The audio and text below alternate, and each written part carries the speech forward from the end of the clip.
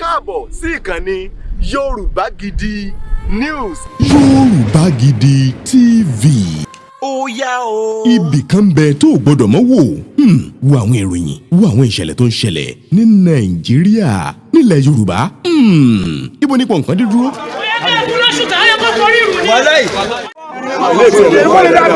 Farabalẹ̀ máa wò ó. Yorùbá Gidi TV. Ibi tá a ti ń fún yín láwọn nǹkan tẹ́ ẹ fẹ́, àwọn nǹkan tó ṣàǹfààní tó yẹ kẹ́ ẹ máa wò nígbà gbogbo, nígbàkigbà. Ìbẹ̀lẹ̀ wà yìí máa subscribe sí tẹ subscribe sí. Yorùbá Gidi TV. Ìròyìn kan tó tóni lọ́wọ́ báyìí ní pàjáwìrì ni pé òtẹ́ẹ̀lì Abdulrahman Adedoyin ìyẹn Hilton Hotel tó ti wà ní títìpa látìgbà tí òkété ti bórù mọ́ wọn lọ́wọ́ lórí ikú Timothy Adégòkè tí wọ́n pa nífọ̀nàfọ̀nṣù ní òtẹ́ẹ̀lì náà ni wọ́n ti ṣí báyìí, wọ́n sì tún ti yí orúkọ rẹ̀ padà sí orúkọ ilé ìtura míì. Ìlú Ilé-Ifẹ̀ ní agbègbè Mayfair ni òtẹ́ẹ̀lì ọ̀hún wà. Gàgàrà báyìí ni òtẹ́ẹ̀lì ọ̀hún ládojúkọ títì ọlọ́dà èyí tó dà gẹ̀rẹ́gẹ̀rẹ́ wásàlẹ̀. Títí di àsìkò tí à ń kó ìròyìn yìí jọ, ẹjọ́ nípa ikú Timothy Adégòkè ṣì ń lọ lọ́wọ́ nílé ẹjọ́ gíga èyí tí ń bẹ nílùú Òṣogbo tí ṣolúìlú ìpínlẹ̀ Ọ̀ṣun, níbi tí Abdulrahman Adedoyin tó ní Hilton Hotel pẹ̀lú àwọn òṣìṣẹ́ rẹ̀ 6 míì tí ń káwọ́ pọ̀nyìn rojọ́ lórí ẹ̀sùn ìpànìyàn èyí tí wọ́n fi kàn wọ́n tó ń ti ìlẹ̀dí àpòpọ̀ ṣekúpani.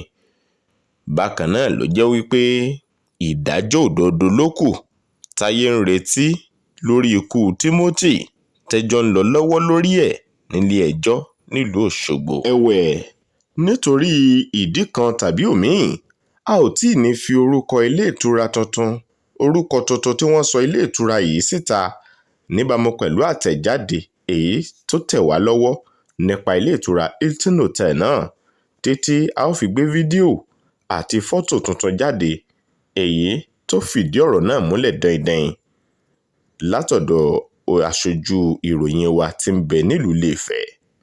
Ẹ ṣeun bẹ́ẹ̀ tí ń wo àwọn ètò wa, ẹ máa pín fídíò náà kiri o. Ọlá tán lọ́run ti dé, ẹ wá bá wa yọ̀, ẹ bá wa jó. Iléeṣẹ́ kan àràọ̀tọ̀ tó ń ta jíjẹ mímu, aṣọ wíwọ̀, ohun èlò ìtọ́jú ilé fẹ́ ní Naija tàbí l'Amẹ́ríkà. Dọ́là Touch lẹ pé kí á wá jẹ́. Dọ́là Touch ni o.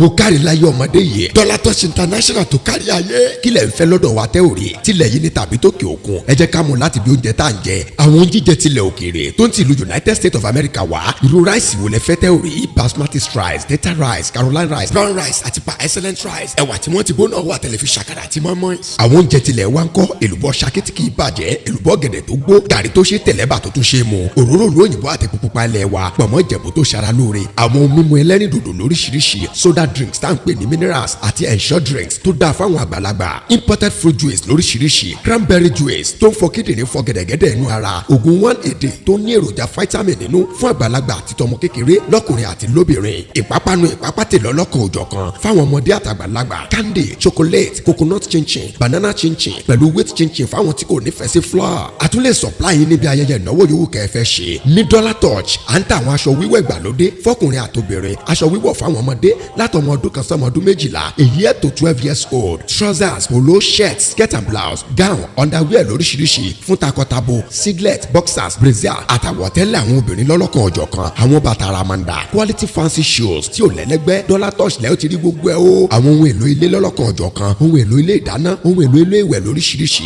imported ní gbogbo wọn láti ìlú USA ìpàrọ̀ olóòórùn dídùn lóríṣiríṣi Aviron perfume body spray cosmetics tissues paper towel body cream àwọn wigs lóríṣiríṣi àtàwọn ohun àmúṣaralóge mìíràn ní títà láàfin ara wa Dọ́là Touch ń gbìyànjú o wọ́n ta diagnosing machine tá a fi ń ṣàyẹ̀wò ìtọ̀ ṣúgà ẹ̀jẹ̀ ríru ìfúnpá gàgàrà àtàwọn àìsàn mìíràn tó ń bàgọ́ ara fínra body massage machine wà tá a fi ń tora walker bike fáwọn arúgbó kẹ̀kẹ́ àwọn ọmọdé ògbẹ́yìn monitoring machine tí ó mọ ta yín lólobó pa àwọn ọmọ yín ti jí ìlédìí àwọn arúgbó àti tọmọ kékèké diapers ó pọ̀ nílẹ̀ bàbẹ̀dọ̀ ní ti ẹ̀bùn lọ́lọ́kan ọ̀jọ̀kan ẹ̀bùn ọjọ́ ìbí ẹ̀bùn ìgbéyàwó ẹrù ìdáná àtẹ̀bùn yòówù kẹ́ lè nílò ẹ kàn sí wa ní Dọ́là Touch a tún lè bá yín mú aṣọ ẹbí àǹkó fún ìnáwó tàbí ayẹyẹ yòówù kẹ́ fẹ́ ṣe yálà ní nàìjíríà tàbí lókè òkun. home delivery service wà tá ò bá yín kó gbogbo ohun tẹ́ ẹ bá rà nílé ìtajà wa débikíbi tẹ́ ẹ bá ń gbé lọ. kò síbi tẹ́ ń gbé lọ tá ò ní bá yín gbé dé. kò sì sí ohun tẹ́ ẹ béèrè tẹ́ ò lè ríra. kò sí bẹ́ẹ̀ ti fẹ́ sanwó ọjà tí kò tẹ́ wa lọ́rùn yálà ní dọ́là ní pounds tàbí náírà. gbogbo ẹ̀ ní wẹ́bsáìtì wa lẹ ti lè rí gbogbo ohun tí ẹ bá fẹ́ rà rà o. www.dollartouch.com pick up address níbi tẹ́ ò ti wá gba àwọn ẹrù yín ní number 1 alade street oṣòdì lagos. fún ìbéèrè tàbí àlàyé lẹ́kùnrẹ́rẹ́ ẹ pè sórí nọ́mbà yìí